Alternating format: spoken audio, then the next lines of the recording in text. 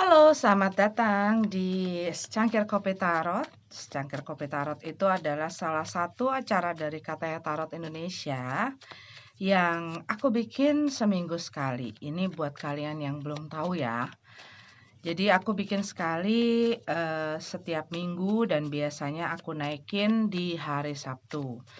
Tetapi perlu kalian ingat dan perlu kalian ketahui bahwa readingan di Secangkir Kopi Tarot ini adalah readingan yang bebas, lepas, dan santai. Sambil aku minum kopi, sambil aku baca, gitu ya. Jadi tidak berlandaskan, tidak berbasis, tidak menuju dan mengacu kepada elemen tertentu, kepada zodiak tertentu, kepada individu tertentu pastinya. Jadi ini bukan personal reading, bukan private reading ya buat kalian yang belum tahu gitu loh. Ini apaan sih, readingan apa sih ini gitu ya. Ini adalah readingan bebas. Jadi dari energi yang memang tertumpah pada saat aku buka dan baca tarot maksudnya. Aduh, keribet, sorry. Jadi bisa resonate bisa tidak ya. Kadang-kadang buat yang tidak resonate banyak juga yang biasa nongkrong di sini tetap nongkrong, tetap lihat cerita-ceritanya juga tidak apa-apa seperti yang lain. Tapi ya aku hanya mau ingatkan bahwa bisa resonate bisa tidak. Jadi jangan dipaksakan. Kalau memang tidak sesuai dengan readingannya, dengan tarot readernya, dengan style tarot readernya, please silahkan move on. Tapi kalau mau dengar, mau tinggal di sini juga tidak apa-apa. Aku selalu welcome. Buat kalian yang sudah setia nongkrong sama aku di sini mensupport dan mendukung channelku, terima kasih banget, terima kasih banget. Aku harap kita semua selalu dalam keadaan baik ya. Selalu dalam keadaan sehat, tanpa kekurangan satu apapun. Kalau sedang melalui satu kesulitan atau satu masalah, kiranya diberi kekuatan, diberi kesabaran, dan pastinya diberikan jalan keluar dan solusi yang terbaik ya. Yang terbaik untuk kita. Oke, mari kita lihat ada apa ceritanya dari kartu tarot untuk Secangkir Kopi Tarot minggu ini.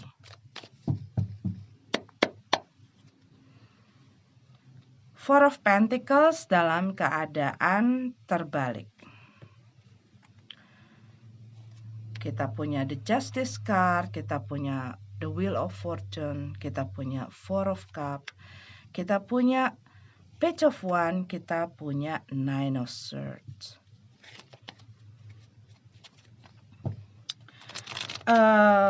Aku melihat di sini ada yang ke flip tanpa aku sadari. Kita punya King of Wands ya. Bisa jadi kalian sedang berhubungan dengan orang yang ini kayaknya pernah loh aku baca di Secangkir Kopi Tarot. Player ya. Ya, dia pandai memainkan permainannya. Dia pandai mempermainkan situasi. Dia pandai mempermainkan perasaan orang tanpa orang itu tahu perasaan dia yang sesungguhnya apa, pikiran dia yang sesungguhnya apa, keinginan dia yang sesungguhnya apa. Tetapi dia menguasai dan sangat menguasai permainan ini di setiap kali gitu ya. Jadi ya kalau misalnya orang seperti ini ya bukannya aku mendiskreditkan apa ya itu namanya. Tetapi gini loh, kadang-kadang kita sudah tahu gitu ya, ketidakjelasan seseorang, perilaku seseorang karena ini.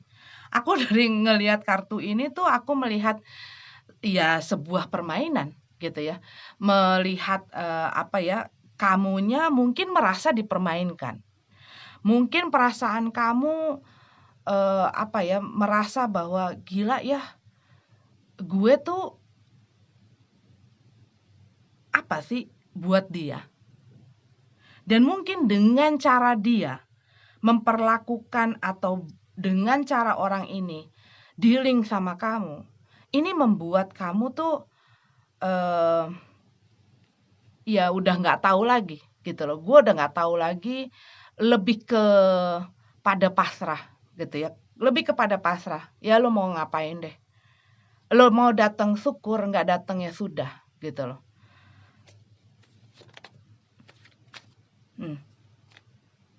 Ace of Swords.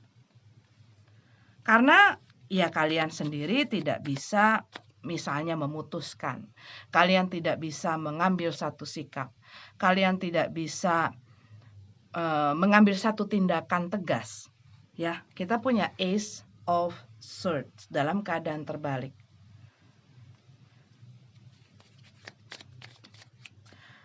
Justice card dalam keadaan terbalik.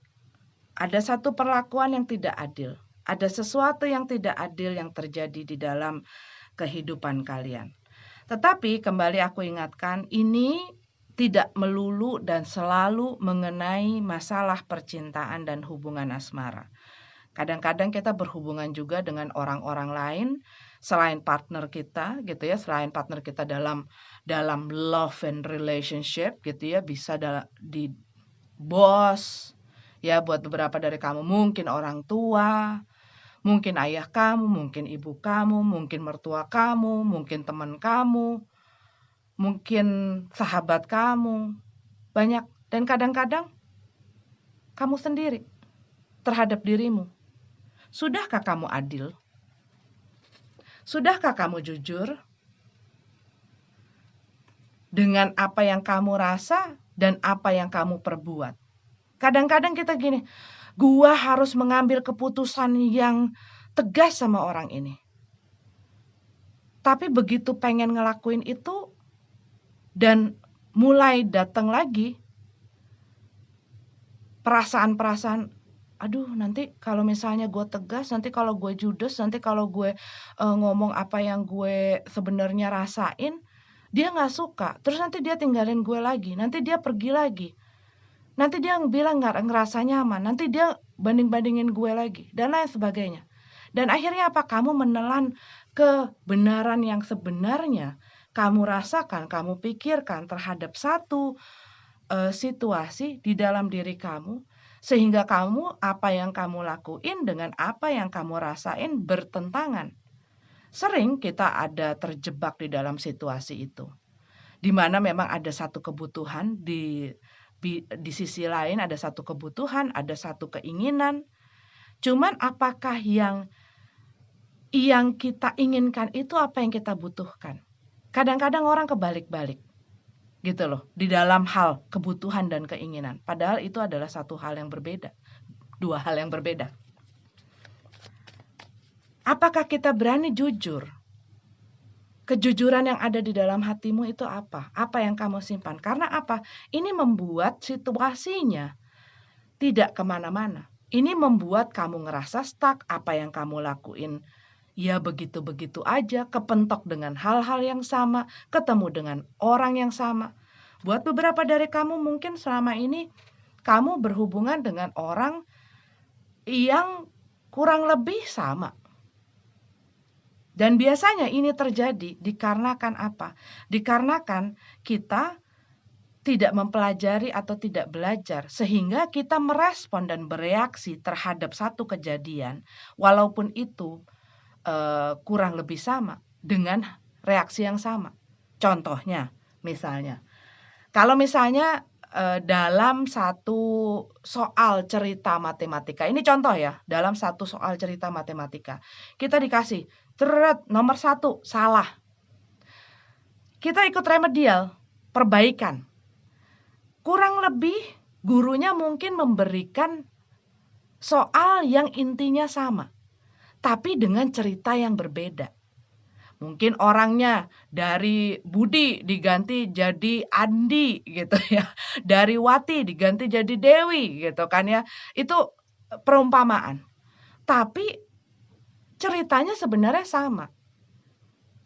Nah, kalau kamu tidak begitu mengerti, yang ada kamu akan respon ataupun kamu akan menyelesaikan masalah ini, soal ini dengan yang kamu lakukan sebelumnya. Yang ada ketemu lagi dengan kesalahan. Gitu.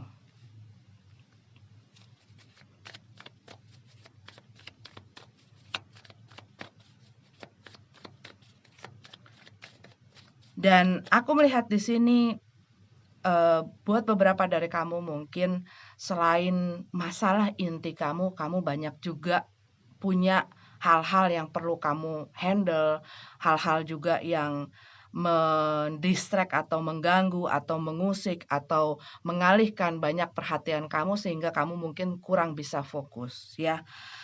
Dan ini yang membuat juga kamu bisa jadi nggak terlalu menghiraukan ataupun tidak bisa berpikir secara tenang gitu loh, nggak bisa berpikir secara tenang karena apa? Aku lihat di sini banyak ketakutan, banyak kecemasan kamu.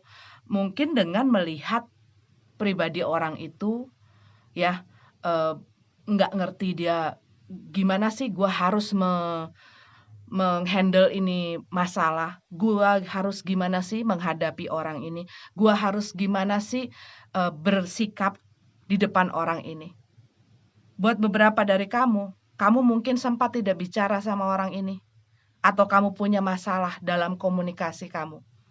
Mungkin saja apa yang kamu ingin katakan, apa yang kamu ingin ungkapkan, ataupun kamu misalnya pengen memperbaiki hubungan kamu dengan seseorang.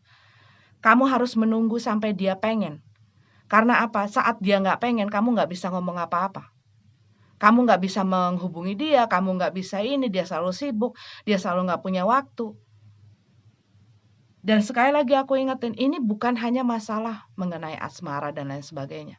Kadang-kadang itu bisa terjadi kok dengan bos kamu. Gitu loh. Duh, gue sebenarnya keberatan dengan pekerjaan yang gue sekarang lakuin. Dengan apa yang gue dapat, income yang gue dapat nggak setimpal.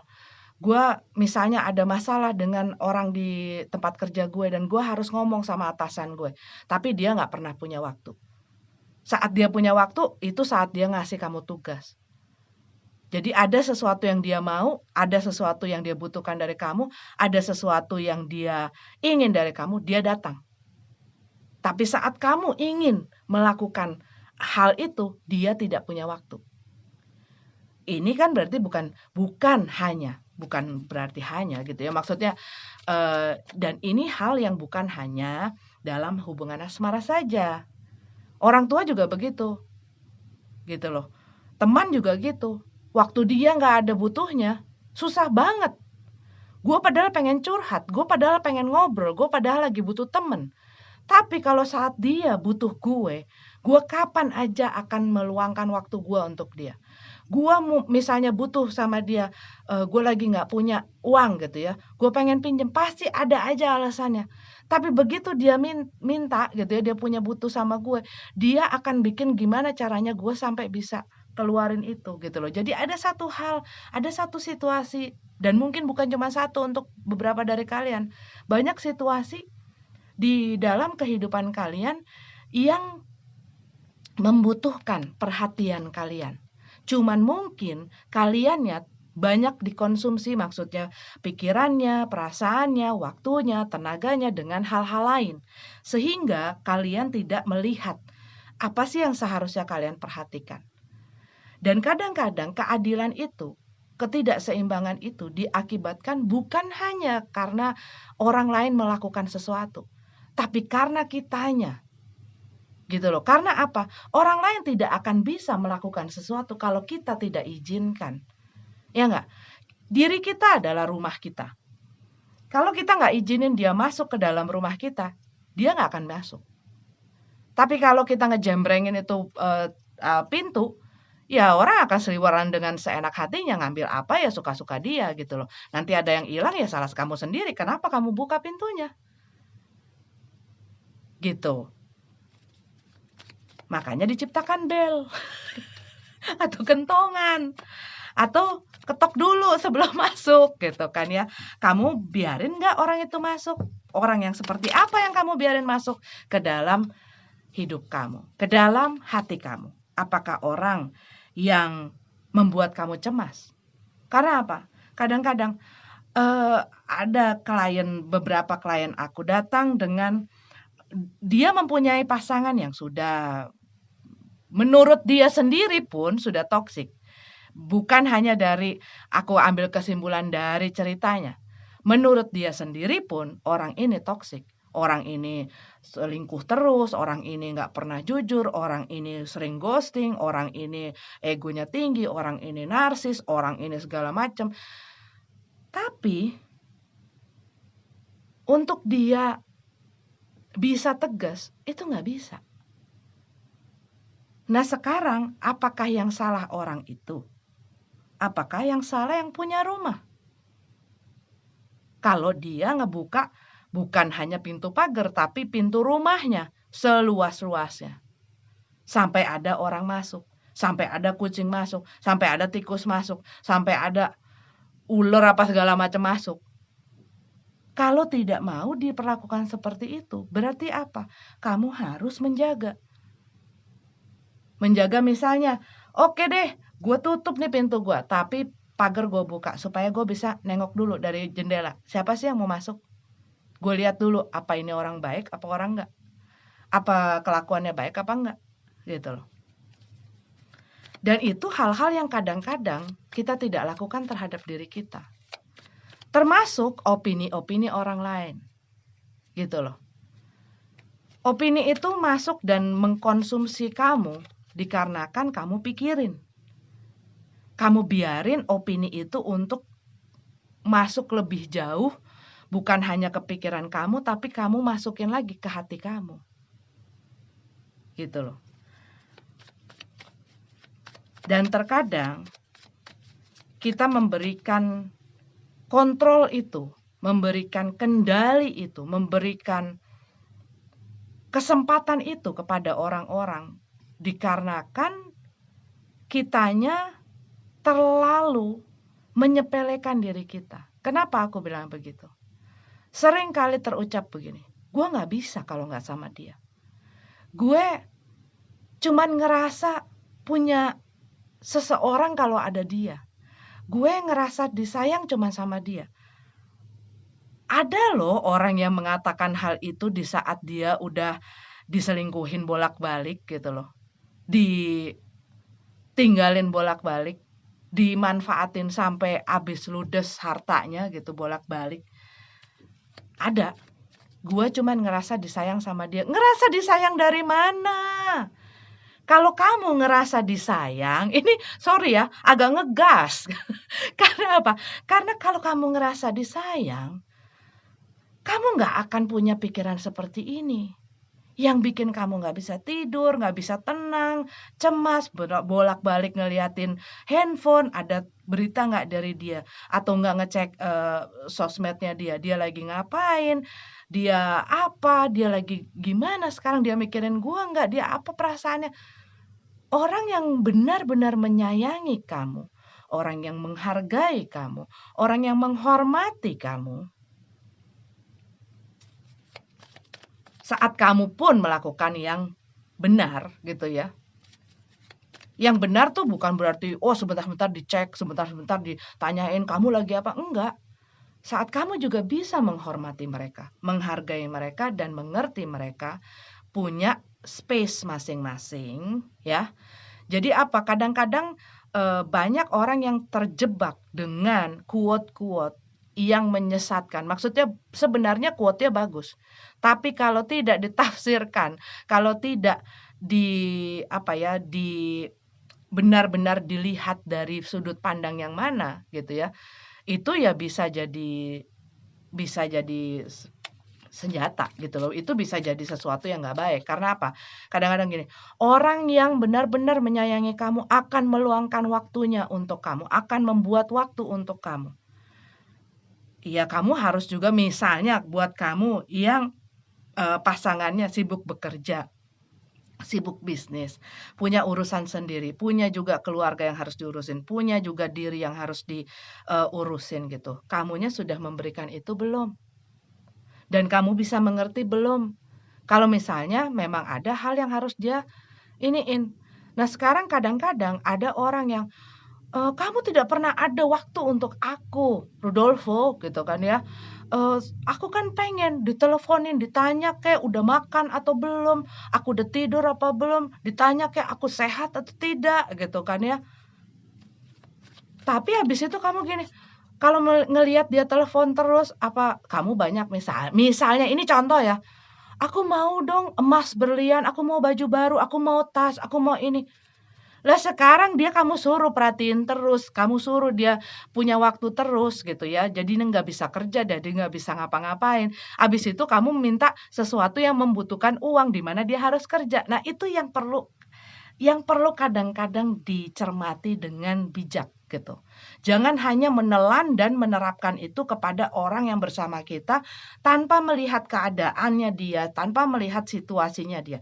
Tetapi kalau masalah ini, kalau yang aku lihat, ya kamu mungkin berhubungan dengan orang yang semacam itu gitu ya. Maksudnya semacam itu ya orang yang ya dia punya permainan sendiri tuh kan. Dia happy sendiri. Dan aku melihat di sini ya orang ini bisa jadi memang sedang punya banyak hal-hal yang dia senangi. Nah, itu luas dan perlu diperhatikan. Masing-masing beda. Kadang-kadang orang misalnya doyan main sepeda, akhirnya punya komunitas, akhirnya suka touring bareng gitu ya, atau enggak suka main basket, terus ya suka ngumpul-ngumpul tiap sore main basket. Ya banyak hal yang macam-macam, suka mobil lah, suka apalah gitu. Dan mungkin ya dia suka di situ atau suka main game gitu. Cuman yang aku lihat di sini em, kalian ya apa ya? Bisa jadi di saat kalian udah nggak tahu harus gimana mikir mereka, ya sudahlah, pasrah, gue lepasin. Begitu kalian dengar lagi kabar baik. Kabar baik yang membuat ya kan kalau yang membuat kalian happy pasti baik gitu kan. Untuk kalian, masing-masing orang relatif ya baik enggaknya. Mungkin mendengar kabar dari dia, ditelepon lagi sama dia, yang tadinya kamu pikir, "Ah, udah deh ini udah nggak bakal bisa dia udah bakal pergi, dia udah nggak peduli sama gue, dia eee, udah nggak bakal datang lagi," gitu ya, dan aku lihat kamu dibikin tapi kalau aku ngelihat di sini gitu ya, rasanya tuh kayak gini, kamu udah pusing, udah sakit hati, udah segala macam, terus kamu akhirnya nggak bisa mikir, kamu nggak bisa tenang, apa segala macam. Di saat kamu mau ngelepasin dia, dia datang. Dia ngabarin kamu lagi, dia telepon kamu lagi, dia message kamu lagi. Dia nanyain kamu kayak orang nggak ada salahnya gitu. Tapi aku lihat di sini, hampir bersamaan dengan datangnya kabar itu, ada sesuatu yang bikin kamu juga pusing. Ada yang juga membuat kamu stres.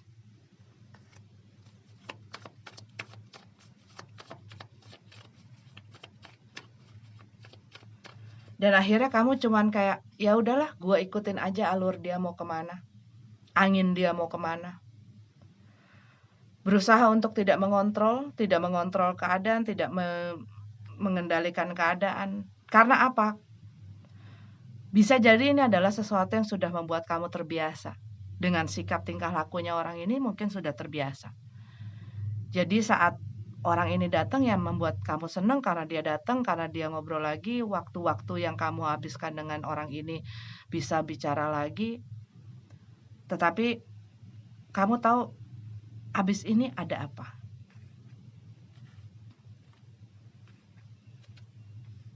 Dan kita punya death card.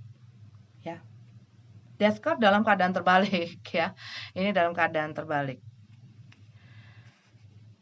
Kalau yang aku lihat dengan adanya death card dan dengan adanya Ace of Swords di sini dalam dua-duanya keadaan terbalik.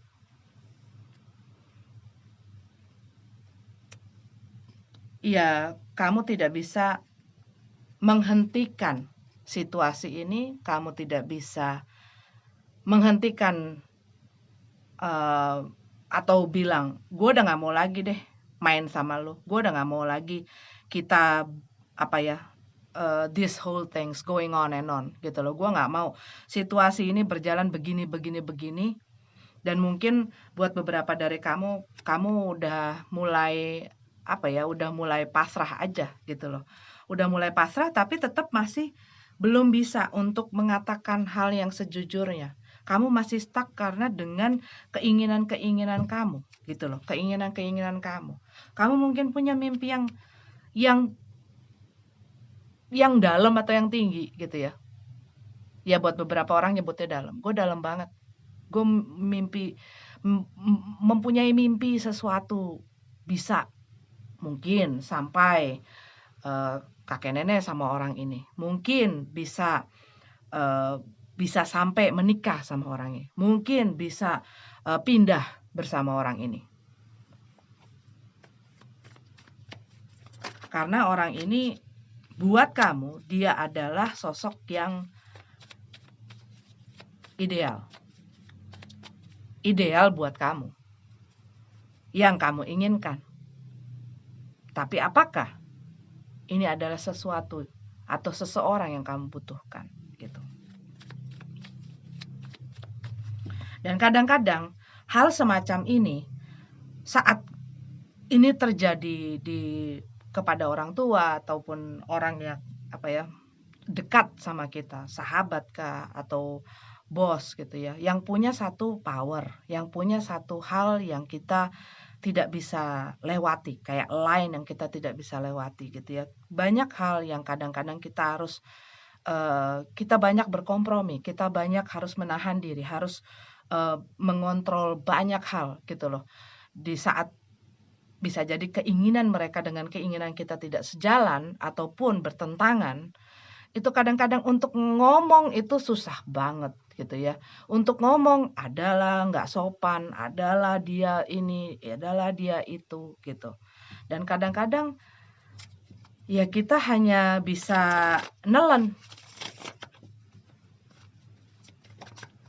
Tapi kembali lagi, kitanya pun harus juga bisa bagaimana mengatur strateginya agar kitanya sendiri tidak terus-menerus dirugikan, disakiti, dimanfaatkan, digunakan, disiksa. Ya, memang berat ya, kata-kata itu is a heavy word gitu ya. Torture, disiksa. Tapi ada orang yang terjebak dalam satu situasi di mana dia ngerasa dia dibully. Dia ngerasa diperlakukan dengan sangat amat sangat tidak baik gitu loh. Sehingga ini sudah mentorture, ini sudah menyiksa pikiran karena yang aku lihat ini lebih ke mental gitu loh. Ngantemnya tuh ke mental. Perilaku situasi ini, apa yang terjadi, ini lebih menghantam ke mental seseorang. Membuat dia jadi apa? Tidak punya self esteem, nggak punya percaya diri. Jadi apa? Nggak bisa menghargai diri sendiri. Iya, di saat kamu membiarkan diri kamu diperlakukan dengan semena-mena sama orang lain, kamu tidak bisa melihat value di dalam diri kamu. Arti, nilai. Iya, karena apa? Kamu sendiri tidak bisa menghargai dirimu sendiri gitu loh. Kalau sampai kamu biarkan orang lain memperlakukan kamu seperti itu. Coba deh perhatikan, misalnya kamu menyermati atau lihat readingan ini dan kamu anggap aja deh, anggap misalnya pun ini resonate gitu ya. Anggap aja ini adalah cerita orang lain. Apa yang akan kamu lakukan atau apa yang akan kamu omongin sama orang yang naruh dirinya untuk dipermainkan sama orang, walaupun hanya perasaan, walaupun hanya pikirannya dibikin stres abis-abisan gitu ya. dan dia tetap ada di situ, dia tetap bisa nerima orang itu pergi dia tetap nunggu, dia tetap khawatir, dia tetap takut. Tapi mungkin ya, Kak, ya, dia itu pergi karena memang dia, butuh waktu sendiri. Nah sekarang, apakah itu yang namanya menyayangi atau menghormati orang lain? Gitu loh. Tanpa kabar, tanpa apa, telepon masuk, apa masuk, dibaca iya, nggak bales. Iya, kitanya sendiri harus bisa juga melihat sign itu, gitu loh. Red flag, ya, sign-sign, apa ya, dari semesta ini kalau aku bilang gitu ya. Kadang-kadang kita melihat kok banyak red flag di dalam misalnya pekerjaan, dalam misalnya, kejadian-kejadian, di mana sebenarnya semesta ini atau yang kuasa buat beberapa dari kalian, berusaha ngasih kita, jangan lewat sini," gitu. "Jangan lewat sini, jangan diterusin," gitu kan. "Nanti kamu sakit, nanti kamu celaka loh." Pernah nggak ngerasain hal itu? Aku sering. Maksudnya sering tuh maksudnya saat aku misalnya lagi, apa ya, tapi zaman dulu juga sebelum aku menikah gitu ya, sempat sempat juga namanya orang nggak bisa langsung belajar lah gitu kan, nggak bisa langsung pinter, belajar dulu.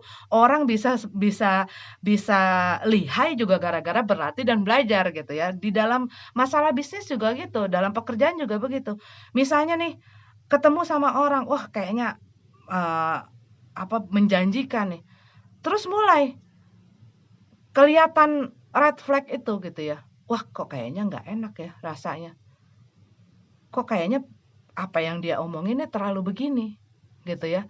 Nah itu membuat kita mikir mikir gitu ya, aku mikir dulu, "Oh kok kayaknya nggak bener," gitu loh.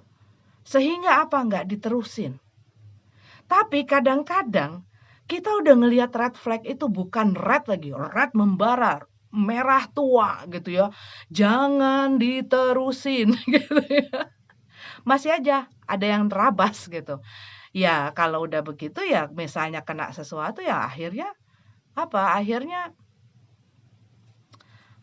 ya yang rugi siapa? Ruginya ya diri kamu sendiri. Karena apa, ini termasuk buat beberapa dari kamu mungkin kejujuran, kebenaran, apapun itu yang ada di dalam hati kamu, kamu susah untuk mendengarkan. Kamu tidak mau mendengarkan lebih kepada itu aku rasa gitu ya buat beberapa dari kamu. Coba dengarkan. Coba dengarkan kata hati kamu. Apakah situasi ini dan apakah yang kamu pertahankan ini adalah yang terbaik untuk kamu? Ataukah ini hanya membuat kamu menderita? Membuat kamu kehilangan pegangan, di mana yang lainnya merasakan happy. Karena aku lihat di dalam situasi ini ada satu ketidakseimbangan, ada satu ketidakjujuran, ada satu ketidakadilan. Tapi bisa jadi, kenapa situasi ini mentok di situ-situ aja? Karena kamu kurang, kembali lagi, mendengarkan kata hati kamu.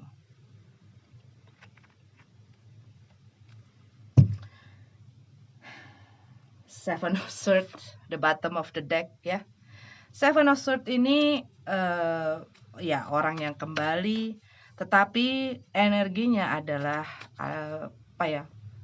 Orang ini tidak belajar dari masa lalu, orang ini kembali melakukan kesalahan yang sama. Gitu loh. Melakukan kembali kesalahan yang sama, tidak belajar dari masa lalu. Gitu. Oke, ini adalah secangkir kopi tarot kali ini. Mudah-mudahan ada yang bermanfaat dan mudah-mudahan ada yang bisa diambil. Walaupun mungkin cerita ini tidak resonate sama kalian semua, cuma mungkin bisa jadi apa ya, ya di kedepannya kita nggak pernah tahu kita encounter orang kayak apa, ketemu orang kayak apa gitu loh. Dan mudah-mudahan di weekend kali ini kalian mendapatkan sesuatu atau diberkati,